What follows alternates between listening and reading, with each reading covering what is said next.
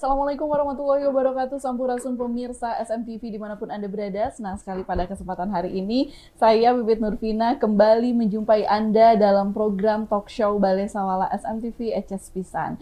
Dan pemirsa SMTV di studio saat ini saya tidak sendiri, sudah kedatangan dua orang narasumber yang tentunya erat kaitannya dengan tema yang akan kita bahas pada hari ini. Nah, pemirsa, berbicara mengenai rokok ilegal. Nah, ini mungkin sudah sering mendengar, terutama masyarakat juga sudah sering mendengar apa itu rokok ilegal. Namun masih ada beberapa yang sepenuhnya nih belum memahami mengenai rokok ilegal. Nah, untuk itu nanti kita akan bahas dengan kedua orang narasumber yang sudah hadir di studio SMTV pada hari ini. Dan talk show ini terselenggara berkat kerjasama SMTV dengan Diskominfo Sanditik Kabupaten Sumedang sebagai bahan sosialisasi dan juga edukasi, diseminasi informasi dan literasi khususnya untuk warga masyarakat Sumedang mengenai gempur rokok ilegal. Nah, kita akan sapa terlebih dahulu. Bersama saya sekarang sudah ada pejabat fungsional penyuluhan dan juga layanan informasi dari Bea Cukai Bandung. Nah, beliau juga sering beberapa kali ke Sumedang dan alhamdulillah hari ini juga bisa kembali hadir untuk menemui Anda pemirsa. Kita sapa ada Pak Samsul Gunawan. Pak Samsul, gimana kabarnya Pak? Sehat? Alhamdulillah sehat. Alhamdulillah, senang sekali Pak bisa ke Sumedang lagi ya hari ini. Iya.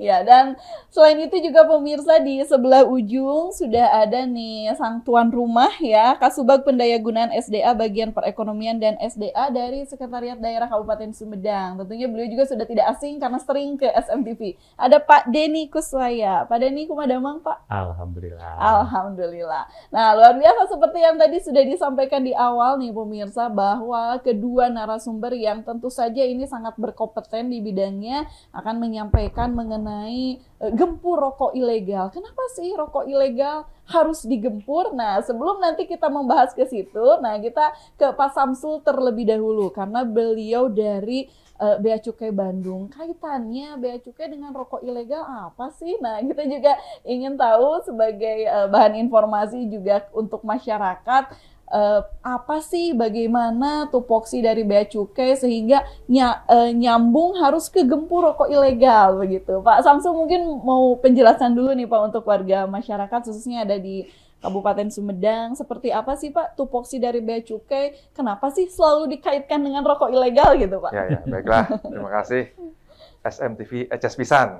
Bapak masih ingat. Ya, baik. Mungkin orang sering kenalnya itu bea cukai gitu ya. Iya, Pak. Kita ini dari Direktorat Jenderal Bea dan Cukai itu di bawah Kementerian Keuangan. Tahu sendiri kan, namanya Kementerian Keuangan ngurusin uang. Ngurusin uang. Atau APBN, Yeah. Anggaran Pendapatan dan Belanja Negara. Di situ ada bea dan ada cukai. Nah, kalau bea itu ada bea masuk dan bea keluar. Tapi kalau cukai itu ya cukai sendiri satu. Cukai itu pungutan negara, ya ada dasarnya undang-undang. Jadi pungutan negara terhadap barang-barang tertentu saja yang memiliki karakteristik yang ditetapkan oleh undang-undang. Barangnya itu sifatnya itu konsumsinya perlu dikendalikan, peredarannya perlu diawasi. Yeah. Nah, nanti kita bahas mengendalikannya gimana, yang ngawasi siapa. Kemudian karakteristik berikutnya adalah barang ini pemakaiannya itu berdampak negatif. Kemudian pemakaiannya juga itu perlu adanya pungutan. Demi apa? Demi keseimbangan dan keadilan bagi masyarakat semua. Itu ciri-ciri barang yang harus dipungut cukainya. Yeah. Nah, cukai itu apa? Cukai itu pajak juga, pajak. Nanti masuk ke APBN. Yang dikelola oleh Bea Cukai dan sebagainya nanti dikembalikan dalam bentuk DBHCHT, dana bagi hasil cukai hasil tembakau. Nanti Pak Denny bisa menjelaskan. Oke, ini kalau tadi Bea Cukai langsung gitu ke pusat di bawah Kementerian Keuangan. Nah, ini juga kalau berbicara mengenai keuangan tentunya berkaitan dengan ekonomi. Ini ke Pak Denny nih, Pak Denny dari perekonomian Kabupaten Sumedang, bagian perekonomian dan juga SDA. Nah, Bapak boleh juga dikaitkan tupoksinya apa sih Pak dengan rokok ilegal ini? Terutama kalau tadi kan langsung ke Kementerian Keuangan, apakah sama juga Pak kalau untuk di pemerintah daerahnya seperti apa begitu? Baik, Pak Bibit. Jadi kalau kaitan bagaimana peran sekretariat daerah dalam konteks tadi gempur ya, gempur rokok ilegal. Nah, tadi sampaikan oleh Pak Samsul bahwa peran Bea Cukai mendapatkan satu pendapatan negara yang berasal dari tembakau, yang selanjutnya itu diserahkan sebagian ke daerah. Nah, kami di bagian perekonomian dan sumber daya alam ini berperan dalam konteks koordinasi kebijakan penggunaan dari sisi dana bagi hasil cukai tembakau itu sendiri. Sebagaimana disampaikan tadi, memang posisi Kabupaten Sumedang ini memang cukup strategis, cukup potensi sumber daya alamnya cukup besar, khususnya dalam hal ini adalah berkaitan dengan tembakau, di mana luas tanaman tembakau di Sumedang ini tersebar hampir di 25 kecamatan, dan luasan itu kurang lebih sekitar 2.550 hektar budidaya tembakau. Dan selain itu juga di daerah kita di Kabupaten Sumedang juga berkembang para pengusaha tembakau, yang namanya di sini adalah para pengusaha tembakautis. Walaupun sekarang berkembang juga ada tembakau yang berhubungan dengan tembakau sigaret kretek tangan. Nah, dari sumber inilah pada awalnya bahwa Pemda Kabupaten Sumedang dengan potensi yang besar tadi, kita mendapatkan dana bagi hasil cukai hasil tembakau yang diserahkan dari daerah pusat ke kabupaten kota, dalam hal ini dari Kabupaten Sumedang, dari potensi tadi pertembakauan yang tadi disampaikan, kita mendapatkan jatah, kita bagian dari dana bagi hasil tersebut. Dan alhamdulillah bahwa Kabupaten Sumedang ini merupakan daerah penerima DBH yang cukup besar di Jawa Barat. Kalau boleh diklasifikasikan, kita nomor 3 di Jawa Barat. Setelah dari yang paling besar adalah di Kabupaten Karawang, dan yang kedua adalah Kabupaten Garut. Hanya memang di Kabupaten Karawang mereka berdasarnya karena di situ ada pabrik rokok. Nah, kalau dengan Kabupaten Garut kita seimbang. Kabupaten Garut, Majalengka, Kabupaten Bandung, kita memang sebagai penghasil tembakau lebih besar di situ. Dan potensi inilah yang mendapatkan jatah daerah Kabupaten Sumedang mendapatkan dana bagi hasil. Nah, peran kami di dalam koordinasi penggunaan ini tentunya bagaimana mencoba memetakan pembagian dana bagi hasil cukai tembakau ini sesuai yang diatur dalam Peraturan Menteri Keuangan nomor 72 tahun 2024, bahwa penggunaan ini diarahkan, karena istilahnya di earmarking gitu ya, keuangan ini lalu diarahkan penggunaan untuk apa dan lain hal. Nah, di sini peran kami, yang salah satunya tentunya bagian dari penggunaan itu adalah kaitan dengan penegakan hukum. Nah, kegiatan penegakan hukum itu ada 2. Satu dalam konteks pemberantasan barang kena cukai ilegal, yang kedua ada kaitan dengan sosialisasi tentang ketentuan-ketentuan di bidang cukai itu sendiri. Nah, inilah akhirnya bagaimana kami mengkoordinasikan, mengkonsolidasikan sinergitas pelaksanaan kegiatan penggunaan dana bagi hasil cukai hasil tembakau ini di Kabupaten Sumedang, yang salah satunya tentu tetap harus bersinergi dengan kantor Bea Cukai. Karena kewenangan dari konteks pemberantasan barang kena cukai ilegal atau sosialisasi ketentuan cukai, dalam hal ini adalah bidang penegakan hukum, ini tidak bisa berdiri sendiri. Ini harus ada pengetahuan, harus ada koordinasi, sinergi dengan kantor Bea Cukai yang ya kantornya Pak Samsul ini. Iya. Jadi kita nggak bisa lepas gitu. Ini harus terjadi sinergi. Nah, sinergi inilah yang kita bangun.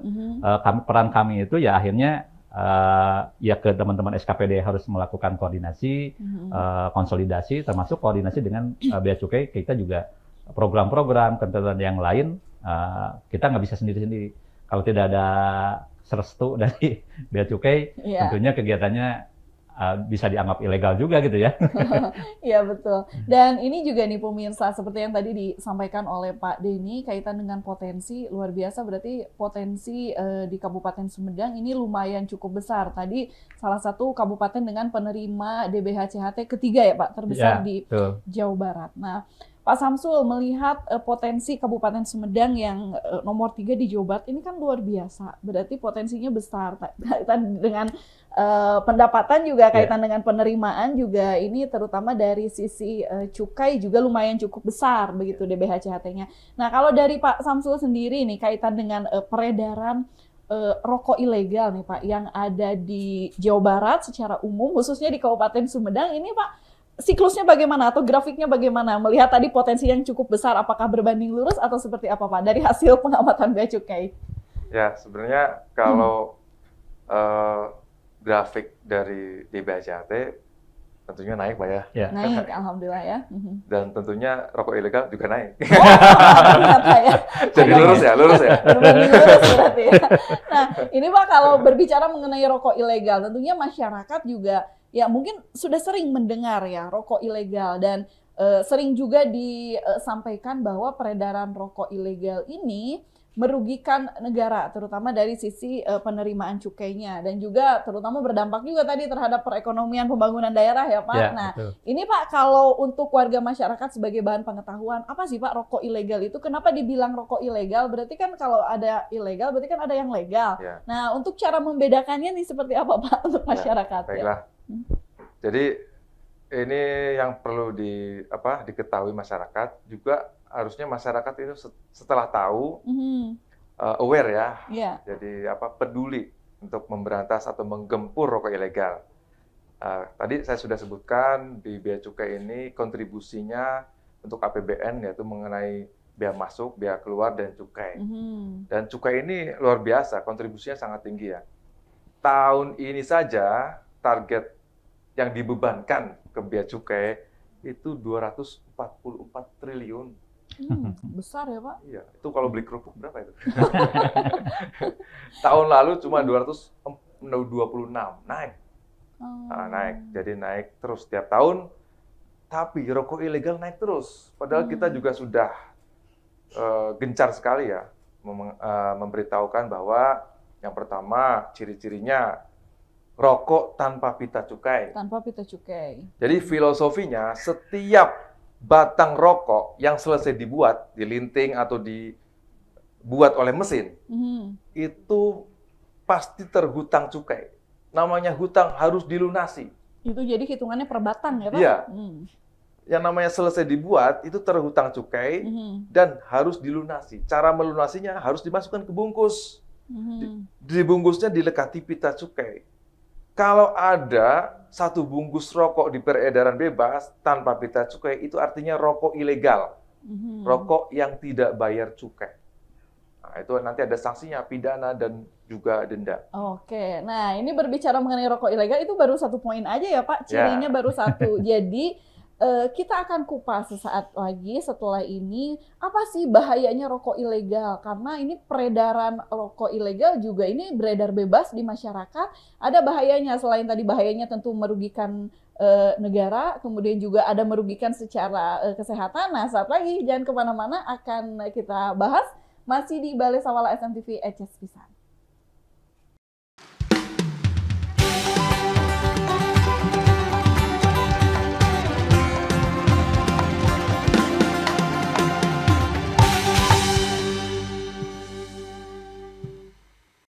Ya, pemirsa SMTV, terima kasih Anda masih setia bersama dengan kami di sini. Tentunya kita masih membahas gempur rokok ilegal. Masih ada Pak Samsul dari Bea Cukai Bandung dan juga Pak Denny ya dari Setda Kabupaten Sumedang. Nah, tadi sesaat sebelum jeda sudah disampaikan, ada masih sedikit gitu sudah di-spill ciri-ciri rokok ilegal. Nah, ini kalau berbicara mengenai peredaran rokok ilegal yang dinilai berbahaya, tentunya ini menjadi ancaman yang serius. Nah, Pak Samsul boleh melanjutkan Pak yang tadi selain ciri-ciri dari rokok ilegal, kemudian juga bahayanya tuh Pak, seberapa bahaya sih Pak rokok ilegal ini? Ya, baiklah. Tadi ciri-cirinya tanpa dilekati pita cukai ya, dan itu yang lebih mendominasi dari semua ciri rokok ilegal.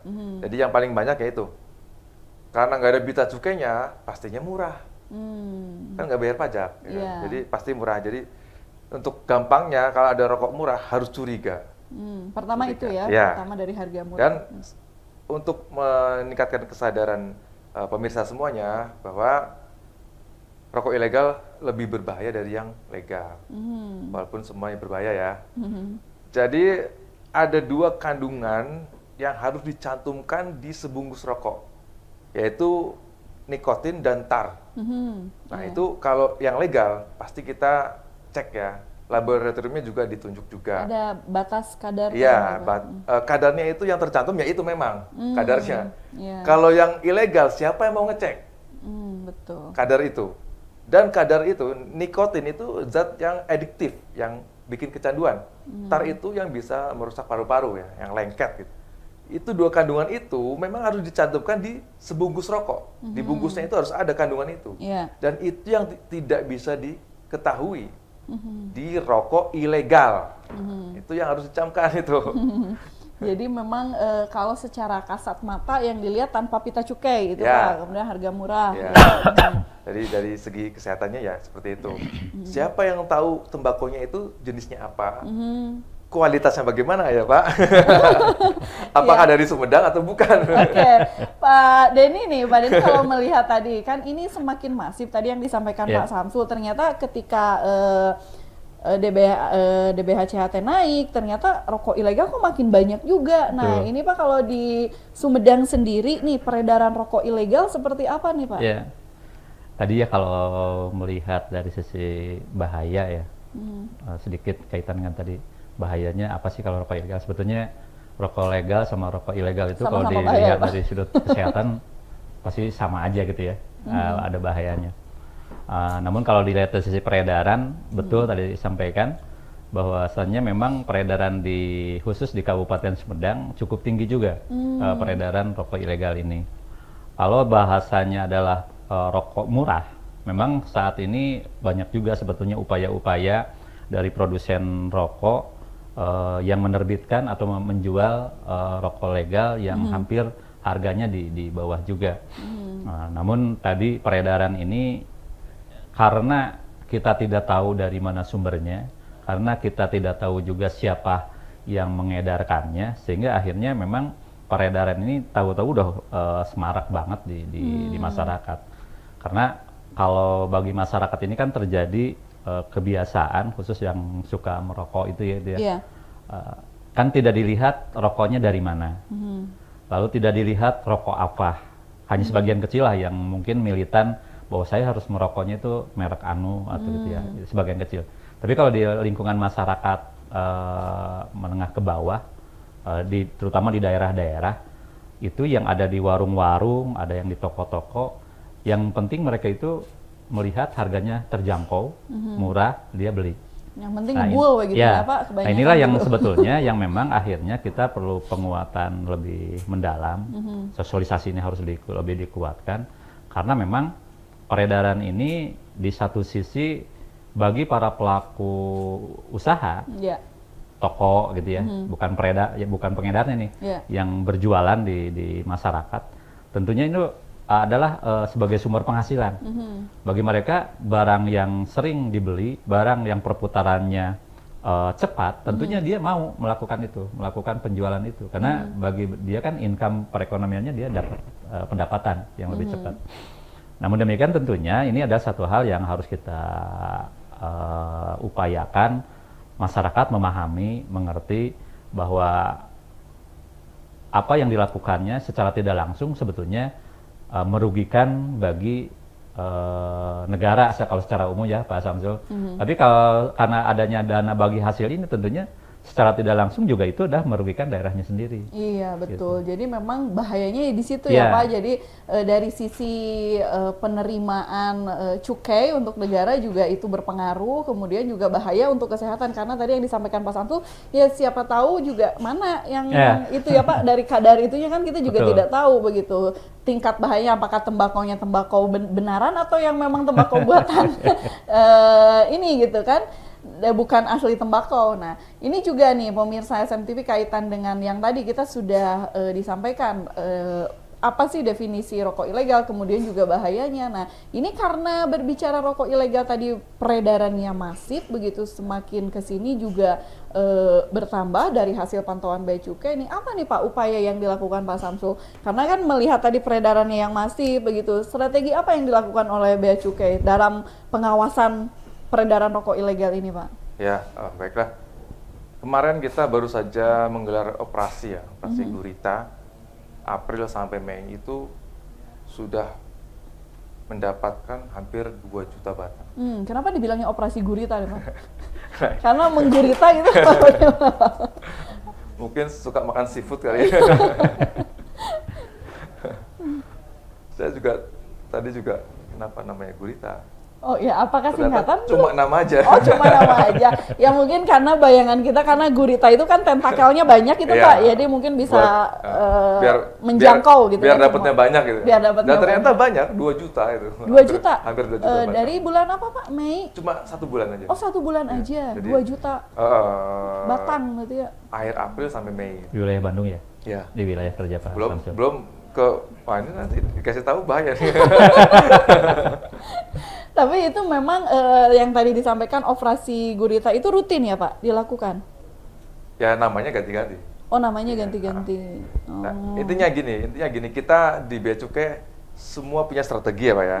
Dari Satpol punya strategi, kita punya strategi, dan dari penyuluhan juga punya strategi. Nah, di saat ini dari penyuluhan Bea Cukai Bandung mengajak pemirsa SMTV ya untuk meningkatkan kesadaran. Maksudnya begini, kita punya program gembur rokok ilegal, tapi kalau dari masyarakat sendiri tidak punya kesadaran yang tumbuh dari diri sendiri, dari masing-masing anggota masyarakat, itu susah. Nah, saya ingin mengajak, coba bayangkan, perokok-perokok pemula itu sekarang meningkat karena banyak rokok yang murah, rokok ilegal ini. Anak-anak kecil pada ngerokok, SD, SMP, SMA, bahkan luar biasa. Jadi ya bapak-bapak, ibu-ibu semuanya pemirsa SMTV, dari kesadaran, tolonglah kita sama-sama punya kepentingan di sini. Dari pemerintah menggembur rokok ilegal ini ada 2, dari pendapatan juga untuk menghanguskan ya, menggempur ya produk-produk ilegal ini. Dari masyarakat sendiri sebenarnya punya kepentingan untuk anak cucu kita nanti biar sehat-sehat ya. Karena tadi saya sebutkan, siapa yang bisa tahu kandungannya? Iya. Nah, itu. Jadi kalau sekedar cari rokok murah, oke lah. Yang punya uang harusnya bisa lebih lebih dewasa untuk membeli rokok yang legal. Karena kalau kita nggak berantas yang ilegal, yang murah-murah ini, anak-anak kecil pada ngerokok. Itu yang harus ditumbuhkan. Oh iya ya, kita semua punya kepentingan untuk menggempur rokok ilegal ini. Karena nanti dampaknya itu luar biasa untuk anak cucu kita gitu loh. Jadi kita semua punya kepentingan.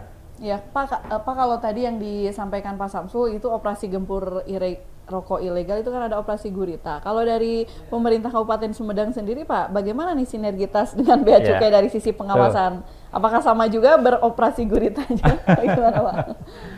Tentunya kalau dari sisi nama operasi, tentunya teman-teman di Bea Cukai yang memiliki istilah dalam konteks ini. Tapi kalau dari kami di pemerintah daerah melalui Satuan Polisi Pamong Praja, tentunya secara masif kita tetap melakukan proses pemberantasan tentang cukai ilegal ini. Tapi tadi kembali bahwa karena di sini konteks kewenangan ada di teman-teman Bea Cukai dalam konteks penindakan khususnya, sehingga memang akhirnya kegiatan-kegiatan itu kita bersifat fasilitasi.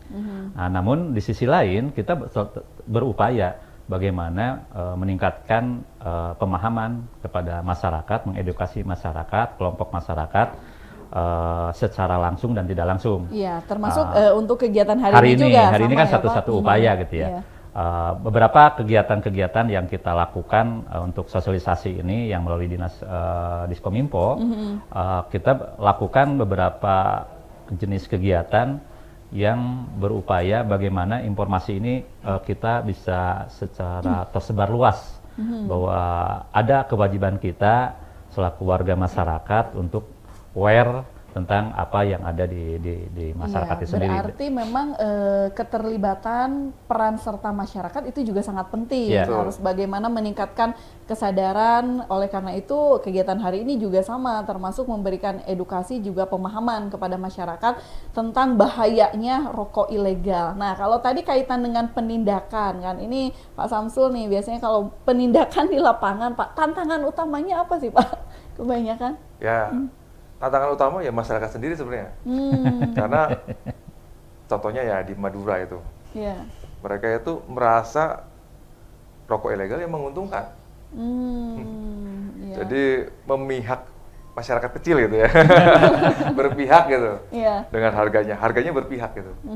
Tapi sebenarnya ya itu tadi yang saya bilang, itu sementara saja. Dampaknya 5 tahun ke depan, 10 tahun ke depan nanti justru lebih besar dari keuntungan yang kecil itu. Jadi gitu, itulah yang harus diterapkan ditanamkan ke masyarakat.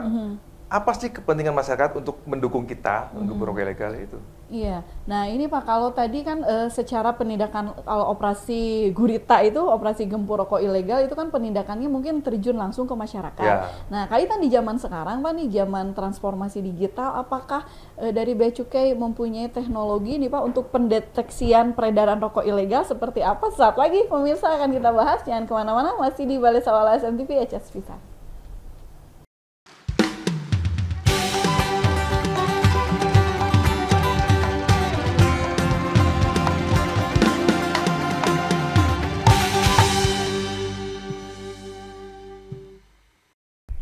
Ya, pemirsa SMTV, terima kasih Anda masih setia bersama dengan kami di sini. Tentunya masih membahas bagaimana gempur rokok ilegal. Masih ada Pak Denny dari Sekretariat Kabupaten Sumedang dan juga Pak Samsul yang semangat banget nih operasi gempur rokok ilegal. Nah, ini Bapak tadi menyampaikan kalau tadi operasi gurita itu kan memang penindakan secara langsung juga Pak di lapangan. Nah, kaitan dengan di era sekarang ini sudah serba digital, Pak, era transformasi digital. Nah, ini juga bagaimana nih perkembangan peredaran rokok ilegal? Apakah dari Bea Cukai nih punya strategi khusus nih, Pak, untuk memberantas peredaran rokok ilegal ini? Misalkan ada teknologi atau pendeteksiannya seperti apa nih, Pak, untuk di era digital ini, Pak, sekarang? Ya tentunya Bea Cukai selangkah di depan juga ya, bukan yang lain juga. Jadi kita juga harus mempelajari di era digital ini bagaimana modus-modus yang baru bermunculan.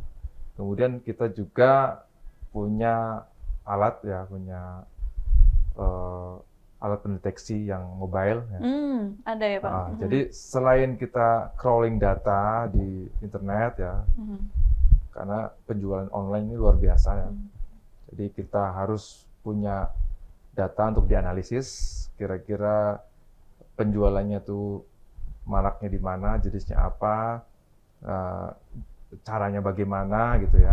Kita pelajari terus. Nah ini rahasia tapi ya. Nah, dan kita juga punya mobil X-ray yang kita khusus beli untuk memang di Bandung memang tantangannya luar biasa. Jadi kita yang dulunya pinjam dari pusat, kita sudah pengadaan sendiri. Oh, sudah. Dan itu rutinitas mobile gitu, Pak? Ya, dan ternyata terbukti memang ketika kita punya mobil X-ray sendiri, bayangkan sekali gempur operasi gurita 2 juta batang. 2 juta batang. Nah, itu luar biasa. Jadi manfaatnya luar biasa mobil X-ray ini, dan hati-hati mafia rokok, kita akan datang. Mafia rokok. Pak, itu kalau dari perspektif pusat itu seperti itu. Kalau dari Sumedang sendiri, Pak, untuk kita bergeser ya, kalau tadi dari pusat ini, kalau untuk daerah Sumedang sendiri bagaimana nih, Pak? Ya, kalau kita sih kalau dari sisi pengada kaitan dengan operasi tersebut, tentunya tadi kan tetap kerja bareng dengan Bea Cukai. Namun demikian, memang kita concern juga di dalam kebijakan pemerintah Kabupaten Sumedang untuk mendukung kaitan dengan pemberantasan barang kena cukai ilegal ini, khususnya gembur rokok ilegal ini. Selain dari kegiatan tadi yang disampaikan dari diseminasi dan yang lain kepada tokoh-tokoh masyarakat, tokoh-tokoh pemuda, supaya lebih masif di lapangan. Dalam konteks pemberantasan pun kita juga dukung juga. Ada beberapa sarana prasarana yang memang memungkinkan untuk membantu rekan-rekan kita, khususnya di Satuan Polisi Pamong Praja, untuk melakukan deteksi dini kaitan dengan peredaran rokok ilegal. Kita juga dorong dari sisi sarana prasarananya. Iya, apalagi tentunya dikolaborasikan dengan teman-teman di Bea Cukai. Termasuk kalau tadi kaitan dengan mobil X-ray sendiri, memang karena posisi di Sumedang ini mungkin tidak masif seperti apa yang di Bandung, mungkin kita tidak berupaya untuk mengadakan seperti itu. Tapi pada dasarnya kesepahaman dengan rekan-rekan di Bea Cukai, di saat waktu-waktu tertentu kita juga bisa memohon Bea Cukai untuk melakukan operasi menyisir di Sumedang ya Pak? Ya, menggunakan mobil X-ray itu di wilayah Sumedang, di perbatasan dan yang lain-lain. Apalagi gitu. kalau Pak Denny di bidang perekonomian ini harus betul-betul memastikan bahwa peredaran rokok ilegal ini kan termasuk juga praktek kejahatan dari sisi ekonomi juga ya Pak, karena merugikan pelaku usaha. Nah, ini juga Bapak mungkin ada, kalau tadi kan dari segi pengawasan lebih ke penindakannya. Kalau dari pelatihan atau pembinaan, apakah ada upaya khusus juga Pak yang dilakukan terutama pada sektor pelaku usaha yang memang di Kabupaten Sumedang kan kebanyakan dari tembakau ya Pak, tembakau tis gitu ya. Nah, mungkin ada dua sisi ya. Dua sisi. Pertama, dilihat dari sisi pelaku peredaran dalam konteks masyarakat sebagai pedagang. Tentunya kita melakukan edukasi secara terus-menerus melalui kegiatan-kegiatan yang salah satunya seperti sekarang. Yang kedua dari sisi Sumedang sebagai penghasil tembakau, di mana di saat kita berbicara sebagai penghasil tembakau dan di dalamnya ada kelompok para pengusaha tembakau yang memang di dalamnya juga si pengusaha ini tadi sebagai sampaikan Pak Samsul, mereka harus menebus cukai, harus menggunakan cukai. Nah, oleh sebab itu tentunya kita juga melakukan pembinaan, koordinasi dengan para pelaku pengusaha tembakau itu, sehingga minimal kita berharap produk-produk yang keluar dari Kabupaten Sumedang tidak ada yang ilegal. Tapi sejauh ini aman ya Pak, para pengusahanya taat gitu ya Pak? Kalau dari sisi, kebetulan kita bukan produknya sangat sedikit di rokok ya. Kita banyaknya di tembakau tis gitu ya, yang biasa dilinting. Alhamdulillah selama ini para pengusaha ini tetap melakukan sesuai dengan ketentuan yang telah diarahkan. Karena pastinya kalau misalkan ada pelanggaran tadi udah kena sanksi, sehingga usahanya sendiri tentunya akan dihentikan. Nah, termasuk juga tadi sedikit kaitan dengan edukasi kepada masyarakat dalam konteks pedagang. Itu juga kalau aturan yang sekarang kan mungkin Pak Samsul yang lebih memahaminya, tapi apa yang kita sampaikan ke masyarakat sesuai dengan bareng dengan bea cukai itu, bahwa sekarang itu kan bukan hanya si pengedar saja yang dilakukan denda. Nah, si pengedar dalam konteks penjual juga hari ini, termasuk warung-warung yang menyediakan. Yang menyediakan itu termasuk kena sanksi dan kena denda juga. Dan beberapa kali kita melakukan operasi bareng dengan bea cukai, terdapat juga beberapa masyarakat kita yang bergerak di bidang perdagangan itu yang akhirnya ya kena tindakan lah, ditindak, disanksi, dia harus bayar denda dan yang lain-lain. Bahkan mungkin di tahun kemarin ada yang naik juga ya Pak Samsul ya, ada yang besar, akhirnya ya tentunya mengikuti aturan hukum, kena juga.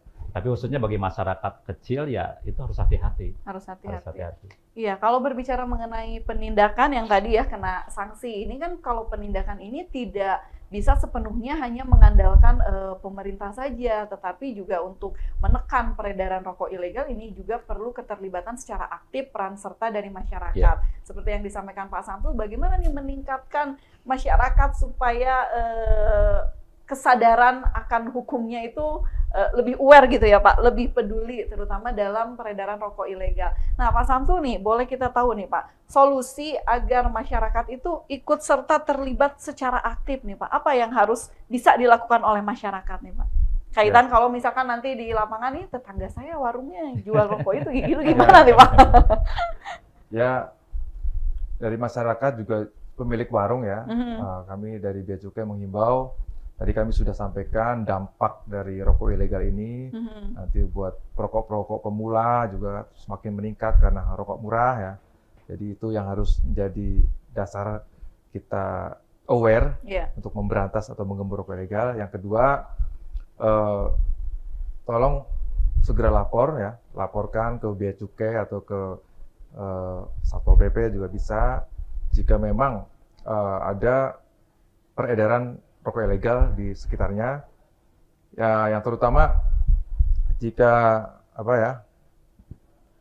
ikut-ikutan mengedarkan itu sanksinya, kalau dulu sanksinya pidana semua. Dulu sanksinya pidana, kemudian di tahun 2001 pemerintah dengan kebijakannya untuk penerimaan negara ini sah. Jadi pidana digantikan dengan sanksi denda. itu secara hukum sah karena ada undang-undangnya untuk penerimaan negara. Dan itu sudah dilaksanakan oleh Bea Cukai Bandung. Bahkan kemarin saja, April sampai Mei, itu sudah ada denda yang kita kumpulkan itu 161 juta. 161 juta. Ya, itu dari Sumedang ya? Dari ya. Jadi Sumedang juga ada temuan ya ternyata. Nah ini tadi sanksinya selain pidana juga denda ya Pak. Tapi sekarang sudah bisa ini kalau jadi dendanya. Nanti ketika diinterogasi nanti ada pertanyaan khusus pelanggaran ini, pasal ini, apakah Anda bersedia membayar denda 3 kali nilai cukai? 3 kali nilai cukai dendanya. Untuk tidak dilanjutkan penyidikan. Itu bukan tawaran dari Bea Cukai, memang itu undang-undangnya ada. Undang-undangnya. Ya. Jadi lumayan cukup besar dan itu bisa menimbulkan efek jerah nih Pak untuk masyarakat biasanya. Ya mudah-mudahan. Jadi gini, kita win-win solution. Jadi penjara juga penuh kan. Pemerintah ngeluarin uang lagi di penjara. Jadi pemerintah memberikan membuat ketetapan atau peraturan itu. Jadi bagaimana kita juga meningkatkan kesadaran masyarakat bahwa untuk merokok itu tidak hanya asal ngebul aja gitu ya Pak. Kadang kan ya kalau masyarakat kebanyakan ya Pak untuk kelas bawah itu kadang mereka berebut dengan kebutuhan sehari-hari tapi masih tetap ingin merokok begitu. Makanya itu mungkin solusinya kadang lari ke situ ke yang ilegal itu yang murah. Tetapi ternyata untuk para penjual warung juga tadi kena ya Pak. Temuan kasus di Sumedang juga lumayan banyak Pak.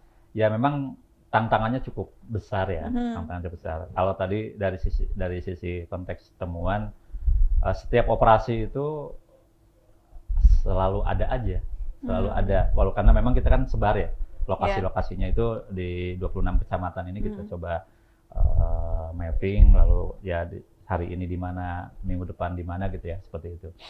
Berdasarkan hasil itu memang selalu ada satu atau dua pelaku yang kita selalu dapatkan barang ilegal tersebut. Memang tantangannya cukup berat, Mbak Pipit ya, karena tadi di masyarakat cara kita melakukan operasi dan yang lain-lain itu ternyata tantangan yang paling besar itu bagi kami dari sisi pemerintah daerah gitu ya. Jarang di lingkungan kita juga ada yang barangkali kurang aware. Atau mungkin juga ada hal yang di belakang sehingga tak jarang kegiatan operasi kita itu tidak mulus. Artinya satu saat kita berdasarkan informasi yang ada dapat di satu wilayah, tapi pas datang kita ke sana udah tidak ada bocor ya Pak ya informasinya. Itu. Nah ini apalagi sekarang nih Pak, biasanya kalau di bulan-bulan haji ini kan banyak yang masyarakat itu mengadakan pesta hajatan. Nah itu juga Pak perlu ditelusuri juga. Kadang marak juga peredaran rokok ilegal. Kadang ya kalau yang punya hajat misalkan karena jumlah yang bantuin banyak, biasanya Pak itu buat bagi rokoknya ini aja yang murah gitu. Nah itu juga salah satu cara. Nah apa sih yang akan bisa dilakukan kontribusinya secara langsung oleh masyarakat? Apakah ada nanti saluran untuk pelaporan khusus, misalkan, aduh kemarin tetangga saya hajatan dan ternyata bagi-bagi rokok ilegal. Nah itu konteksnya bagaimana? Nah, kayak kita tanyakan sesuatu lagi ya. Jangan kemana-mana, masih di Balai Sawala SMTV HS Bisa.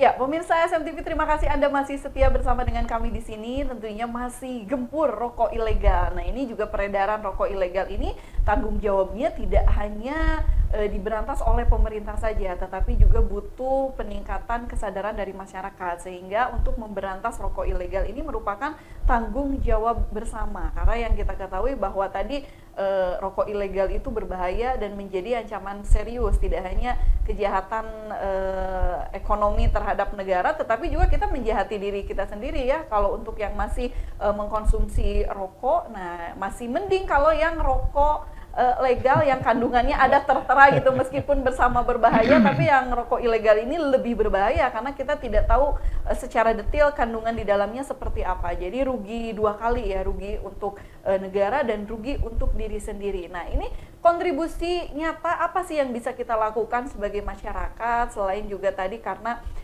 dari rokok ini kita dapat memperoleh DBHCHT, tadi mempengaruhi terhadap sektor penerimaan cukai yang tentunya dana bagi hasil cukai hasil tembakau ini dikembalikan lagi manfaatnya untuk masyarakat. Tadi juga disampaikan oleh Pak Denny, dan DBHCHT ini juga cakupannya luas ya Pak. Untuk sektor kesehatan juga ada ya Pak, dan sesuai dengan peraturan dari Menteri Keuangan juga ini tupoksinya sudah ada bahwa DBHCHT ini pemanfaatannya kembali lagi untuk masyarakat. Nah, Pak Samsul tadi kaitan tadi sesaat sebelum jeda, untuk bagaimana kontribusi secara nyata yang bisa dilakukan oleh masyarakat untuk terlibat secara aktif dalam memberantas peredaran rokok ilegal ini. Apakah ada saluran pelaporan khusus nih Pak, jika misalkan masyarakat tadi ada temuan dan sebagainya, harus kemana gitu Pak?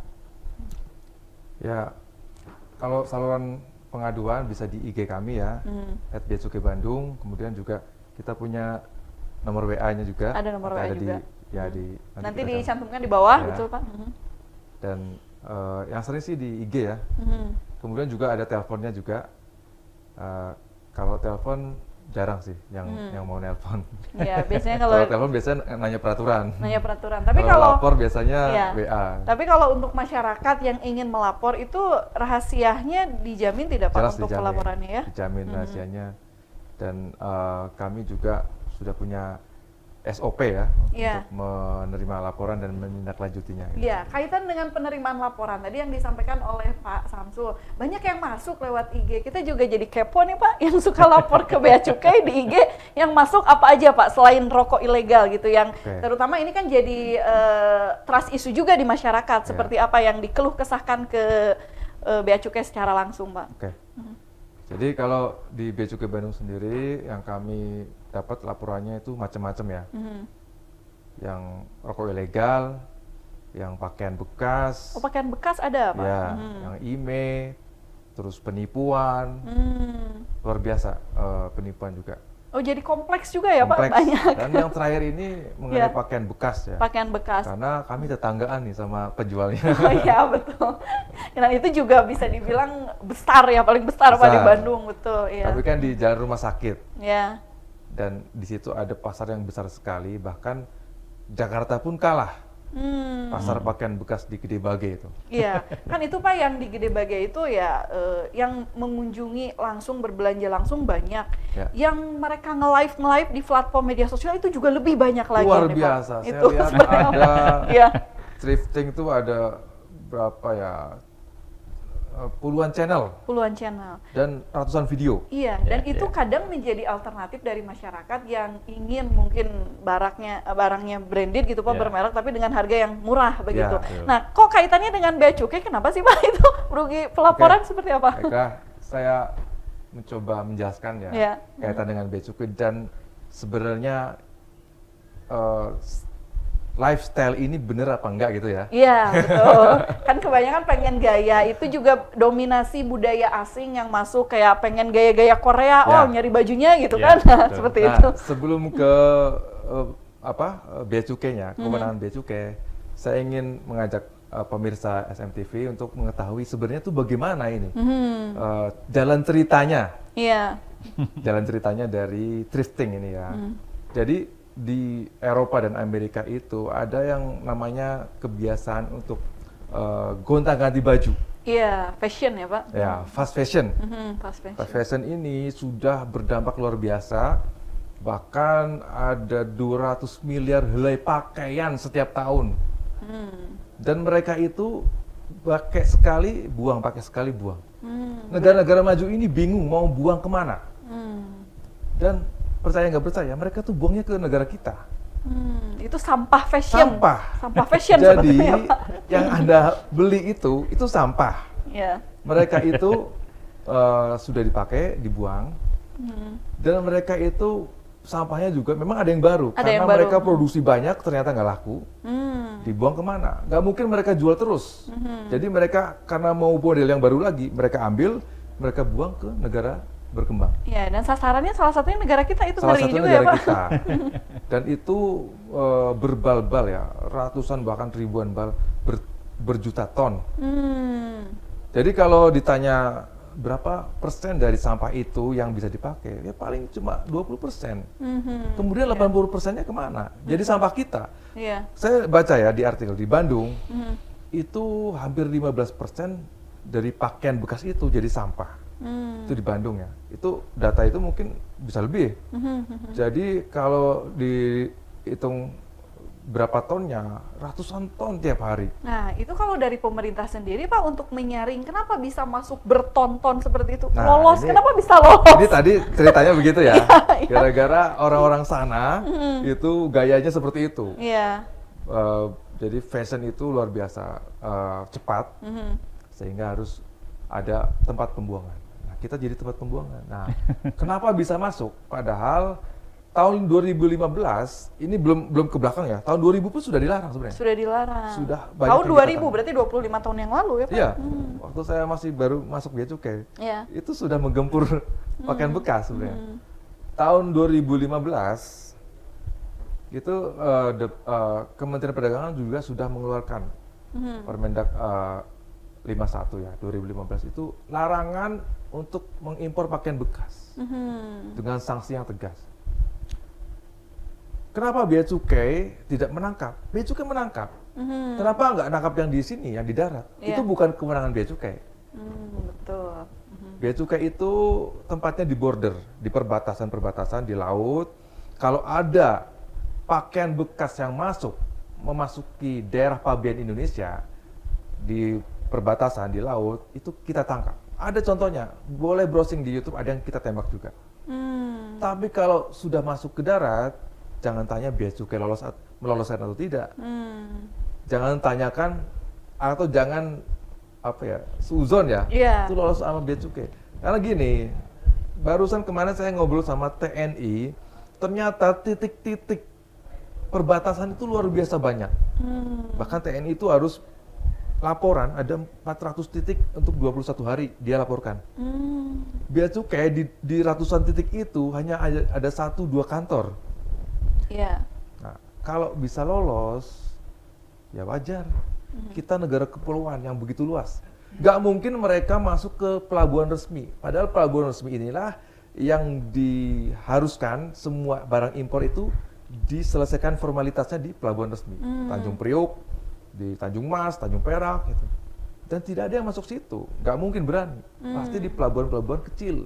Iya, dan itu juga sama merugikan. Coba kalau diperiksa sebetulnya ada ya Pak, kalau misalkan kan ada yang suka just tip itu, nah itu juga sama kena. Nah, itu juga kena. Itu juga kena. Ya just tip, lihat barangnya bekas atau tidak. Kalau barang baru ya tetap kena bea masuk dengan peraturan tertentu ya. Kalau tarif baju kan antara 20-25%. Beda kalau tarif selain baju, tas, dan sepatu, flat 7,5%. Tapi kalau tarif baju beda. Itu untuk melindungi produksi dalam negeri. Betul, dan itu juga dirugikan pasti, kasihan UMKM para fashion lokal juga ya Pak. Nah, ini karena jadi pakaian bekas ini, produk lokal makin terpuruk. Iya, ini juga karena adanya pergeseran budaya tadi Pak. Budaya yang mengikuti kayak lagi musim K-pop, jadi dandanannya nih ABG niru-niru Korean value gitu kan, semua gitu ini. Bernuansa itu. Tadi juga lumayan banyak ya, selain rokok ilegal ternyata thrifting juga, baju bekas. Kemudian tadi ada yang penipuan juga. Email juga tadi yang Bapak sampaikan ya. Handphone itu Pak berarti ya? Iya betul. Iya, jadi lumayan cukup banyak nih pemirsa pengaduan yang diterima bea cukai. Jadi kalau ada jasa-jasa unblock email atas nama bea cukai, wah bahaya. Itu dipastikan penipuan juga itu. Penipuan. Oh, ada yang mengatasnamakan bea cukai? Iya, unblock. Jadi bisa membuka blok email katanya. Padahal itu tidak ya Pak ya? Jangan berurusan lah. Ada 500.000 ternyata 3 bulan mati lagi gitu kan. Oh iya. Mungkin Bapak ada yang mau disampaikan nih, pesan secara singkat, oke lah mungkin secara umum saja nih Pak, kaitan kepada masyarakat nih, bagaimana masyarakat harus lebih cermat dan teliti kaitan dengan yang tadi Bapak sampaikan, tidak hanya untuk rokok ilegal saja Pak, boleh disampaikan himbauan untuk masyarakat. Oke, baiklah, untuk pemirsa SMTV HS Pisan, ya, yang pertama untuk rokok ilegal, kami menghimbau tumbuhkan kesadaran bahwa menggempur rokok ilegal ini kepentingan kita bersama, bukan hanya pemerintah, tapi masyarakat juga perlu untuk menggempur rokok ilegal, Kemudian yang kedua, kalau ada penipuan-penipuan mengenai IMEI, unblock IMEI, atau barangnya ditahan bea cukai, harus transfer sekian, itu bohong semua, itu penipuan semua. Penipuan semua. Dan kemudian tolong kesadaran untuk bisa merubah lifestyle lah. Lifestyle menggunakan pakaian bekas atau mengglorifikasi bahwa thrifting ini bagus atau apa, itu tolong di stop. Karena apa? Itu adalah sampah yang dibuang ke negara kita. Nanti 10 tahun ke depan, wah luar biasa sampah itu. Kalau kita nggak stop dari sekarang lifestyle itu. Nah, itu mungkin dari saya. Iya, mungkin dari Pak Denny nih Pak mau menyampaikan kaitan rokok ilegal. Bagi warga Kabupaten Sumedang tentunya khusus berhubungan dengan peredaran rokok ilegal ini, sekecil apapun pemahaman yang kita ketahui tentang pemberantasan barang kena cukai ilegal ini, khusus rokok ilegal ini, tentunya kita berharap peran serta masyarakat untuk bisa membantu proses pemberantasan ini. Kalaupun tahu, cukup tahu untuk minimal untuk diri sendiri, tidak melakukan, atau kalau memungkinkan bisa memberitahu orang lain, sehingga banyak warga, banyak rekan yang bisa kita kasih tahu untuk bagaimana berperilaku bahwa barang yang sifatnya ilegal ini tentunya sangat merugikan, baik bagi penggunanya maupun bagi secara umum mungkin bagi negara dan bagi kita juga di daerah, karena ada dana bagi hasil yang kita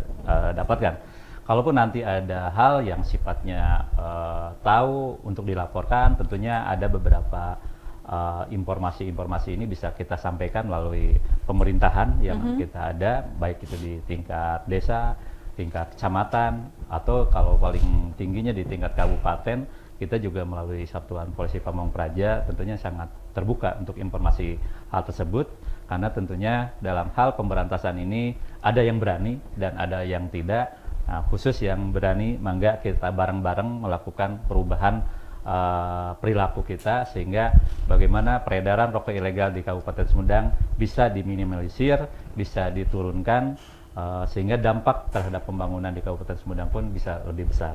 Mungkin demikian. Iya, luar biasa. Dan pemirsa SMTV yang berdasarkan pembahasan yang kita bahas hari ini dengan Pak Samsul, dengan Pak Denny, itu bisa kita tarik benang merahnya bahwa ini sudah menjadi perang ya Pak, perang untuk melawan rokok ilegal ini tidak hanya tanggung jawab dari pemerintah saja, tetapi ini sudah menjadikan tanggung jawab bersama bagaimana keterlibatan secara aktif dari masyarakat, karena peredaran rokok ilegal ini selain tadi pelanggaran hukum, kemudian juga kejahatan ekonomi, berdampak juga tadi terhadap nasib pembangunan kaitan dengan DBH-CHT tadi. Kemudian juga kalau dari sisi kesehatan ini sudah jelas sangat merugikan begitu, dan ini juga berpengaruh sangat penting bagaimana terhadap keadilan usaha. Kasihan nih untuk para pelaku usaha yang memang betul-betul taat ini,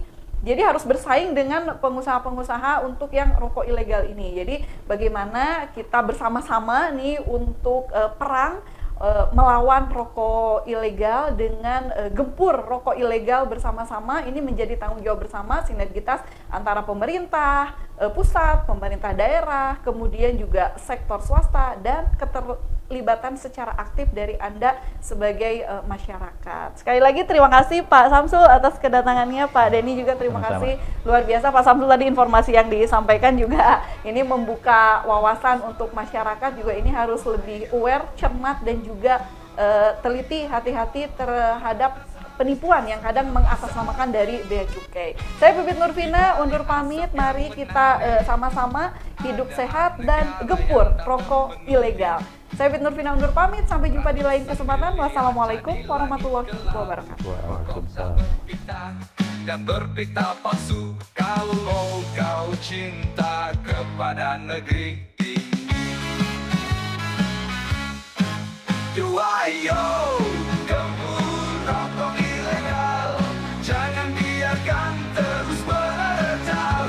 Ayo, gempur rokok ilegal, berantas habis di setiap pasar. di mafia rokok ilegal. Kemanapun kau pergi akan kami cari.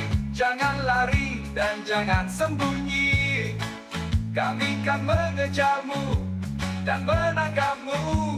Sadarlah kau telah merusak negeri ini.